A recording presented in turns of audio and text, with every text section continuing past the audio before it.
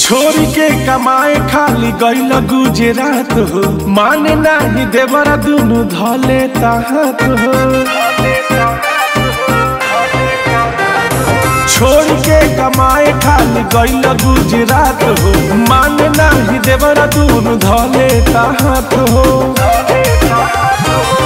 रोज एगो इलिम झकास करता हो, झकास करता। जब सुतिले पलंगिया तो ढोरी के तलाश करता। जब सुतिले पलंगिया तो ढोरी के तलाश करता।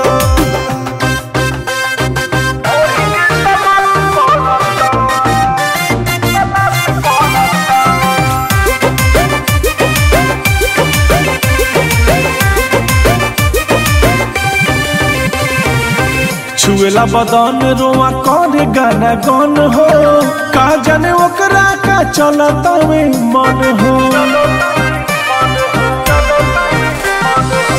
छुएला बदन रोआ कौन गाना गन हो, सच कही रजऊ बिगाड़ देला मन हो। धनवा जुगावल हो नाश करता हो, नाश करता।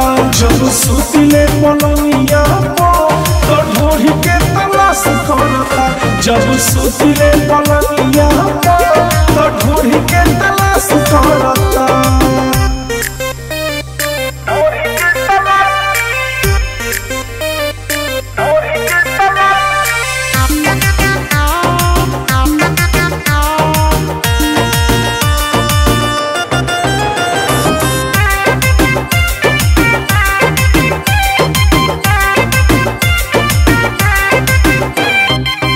कहेला कि भाभी तू बारू झकास हो, कब कब रहल कर हमरो पास हो।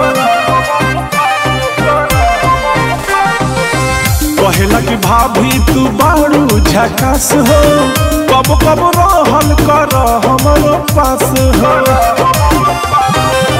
खुद खुद देवरा विकास करता हो, विकास करता। जब सुतिले पलंगिया तो ढोरी के तलाश करता। जब सुतिले पलंगिया तो ढोरी